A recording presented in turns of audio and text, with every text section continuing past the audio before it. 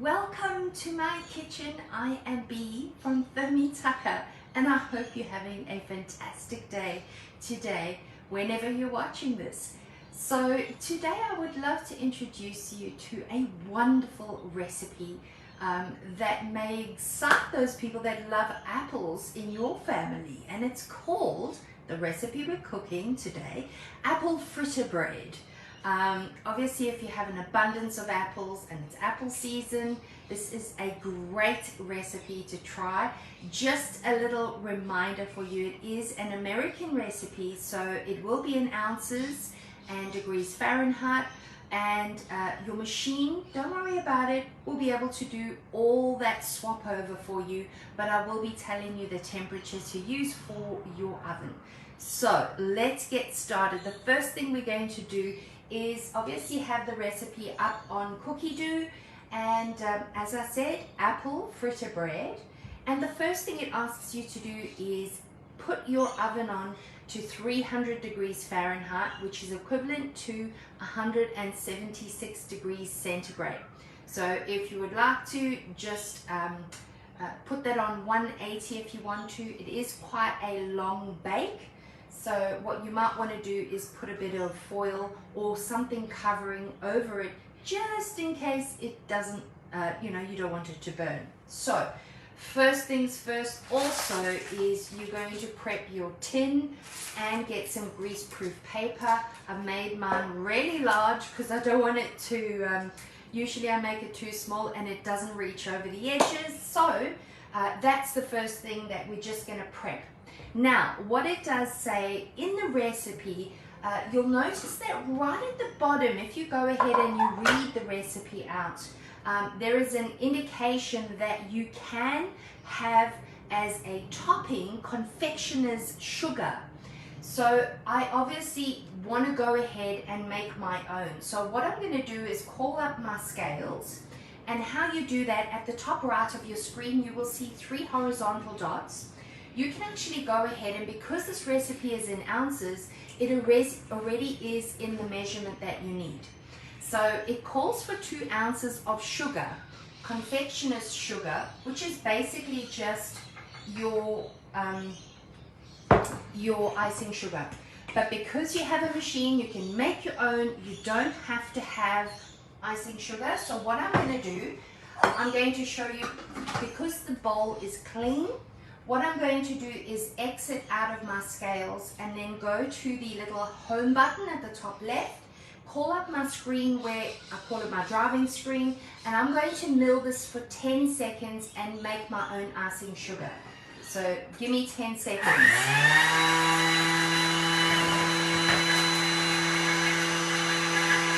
Super quick. You don't have to have icing sugar in your pantry. You can make your own. Alright, that's the first step. Second step, I'm going to go back to that little bookmark and continue the rest of the recipe. So what this means is it avoids me having to wash out my bowl at the end of the recipe. So I know there's sugar dust all over the place, but that's basically what it looks like. You've made your own icing sugar in a couple of seconds. So just tap that out, put that aside. Just a little hint for you, the recipe actually said if you wanted to have a thinner icing that goes over the top of your cake, or the bread I should say, all you need to do is just reduce that to 1 ounce of your icing sugar. So just to let you know, if that's an option for you, it's obviously a very small amount. It's probably about 3/4 of a cup. I've just done 1.8 ounces. So alright, let's get the rest of the recipe off and started. So just to let you know, I've gone ahead and prepped the apples. It calls for 10 ounces of Granny Smith. It says roughly chop them about 1/4 inch worth. So it's a small little square-ish. Honestly, if you wanted to do this a quick way, just peel off the skin off your apple, pop it in here in bigger bits and just blitz it. A turbo, and it will just make it really small for you. You don't have to be too finicky. Most of this will go into your cake anyway, or your bread, and you can use the rest as a topping. So let me just rinse off the rest of the water that I had. I just want to make sure that it wasn't going to go brown. So ordinarily you would do this portion, 10 ounces of your Granny Smith apple, and then the next step is to add in 2 ounces of brown sugar. Now, again, I don't have lots and lots of different types of sugar in my home. I usually just have one type, and it's usually just raw. If you have brown sugar, go ahead and do that. So it's usually a couple of tablespoons. I'm actually not going to add all of it. It was about 1.2. That's quite a bit of sugar, but that's okay. It's a special treat. And then what I've done is gone ahead and added to a bowl just together 1.5 teaspoons of cinnamon, 1 teaspoon of ground ginger, and 1/8 of nutmeg. So I usually just microplane mine from the fresh nutmeg, or I should say the ball of the nutmeg. I'm just going to go ahead and just put that on. It smells so good. And all it basically says is just make sure you stir and coat that off. Now, this will be put aside because we're going to use this a little bit later on in the recipe. It smells so good. All right, there we go. So pop that aside, and then the next thing we need to do is add in our sugar. You see what I say about not adding too much sugar. It's calling for 5 ounces. You can adjust this if you don't want to have as much sugar. Like I say, for us, it's a treat. I don't usually bake. So just add this in, 5 ounces. I must probably just do 4. Yep. And then the next ingredient is 4 ounces of some unsalted butter. If you have salted, it's okay. You can use that one too. Don't be worried. It does say room temperature, and it's because you're going to basically cream it. I have worked with obviously your butter that hasn't been taken out, and I've not had an issue with Thermomix recipes. If you specifically want to do that, you are more than welcome to. That's no worries. So next thing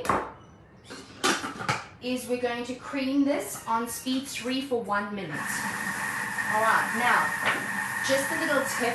There will be some other ingredients to be added after this, but I'm going to make this vegan so that I can actually have this. So I will be utilizing 1, or I should say 2 of these. It's an egg replacer. So for 1 tablespoon, I've used 2 tablespoons of water. So I'm going to go ahead and mix this in now so that it's ready to go. I've just realized, you know what? I just added butter, so I can't do that. I'm going to miss this one. Anyway, I forgot to bring out the nuts and eggs, so let me get those eggs. Trust me to do that. Oh well, the rest of the family will have it. Oh, I laugh at myself sometimes. Forgetful bee. Yes, you're welcome to laugh too. Alright, now, next thing we're going to do is add in the applesauce. You may have seen me on Tuesday actually making this ahead of time. I love making applesauce. As I say, because I'm vegan, I can just swap that over and use that instead of an egg. So 1/4 cup of this and 1/2 teaspoon of baking powder actually is a great substitute as well if I didn't have this. Alright, so let's put this in. 4.5 ounces of applesauce. Oh, before I do, I'm just going to show you that is what it looks like. So if you're looking for a good tip, not having to beat it by hand, I promise the machine can do it for you, and you don't need to use your butterfly. So let's put this in, 4.5 ounces. All right, there we go. This is great, by the way, with muesli in the morning. You don't just have to use it as other substitutes for eggs. There's so many great recipes you can use the applesauce with. So I'm just going to use this. This is almond milk. It does call for whole milk. It's 3 ounces. But I'm okay with just using this one. My family doesn't mind. All right, then 2 eggs. Great little tip for you as well. On the corner of your handle, right at the top over here, there is a great little ridge. You can actually just tap your egg on there, and I've usually found it separates the egg beautifully. So another little tip for you there. And then I have used all of my homemade vanilla extract, so I'm just going to use the one that I have here. 1 teaspoon worth. I'm just going to squeeze it in and guess. You're welcome to be precise if you would like to. So 1 teaspoon. And then 10 seconds on speed number 3. That will mix it around. And then we're going to scrape down those sides on the next one and just repeat the process before we add in the flour. So, alright, there we go. Oh, I thought we would do that again. Alright, this is what the ingredients look like. Now, if I had actually melted, or I should say that butter was room temperature, it wouldn't be so with those tiny little balls in the middle. I'm not too fussed with that. I'm quite happy to just take it as it is. So there we go, 9 ounces of all-purpose flour. It's just your plain flour you're going to be using. So, sorry, I have a hair on my face. Wonderful. All right, 9 ounces. And then, all right, there we go. 2 teaspoons of baking powder. And there's also going to be a bit of salt. So let me just double check. Yes. I have 2 of the same containers, so just making sure it's not baking soda. That would be bad. Alright, next ingredient is 1/8 of a teaspoon of salt. Alright, just a really small amount. And then we're going to pop that back on again. And we're going to mix that for 10 seconds on 3.5. Not sure why it's 3.5, but alright. And I think this point, it should ask you to scrape down the sides and then repeat that. Let's check. Yep. Scrape down the sides and repeat that again. It's for another 10 seconds. The reason is because you've got a bit of flour on the edges. So we'll just scrape that down and repeat that step. And then we'll be adding in those delicious apples. So let's just repeat that again. 3.5. Alright.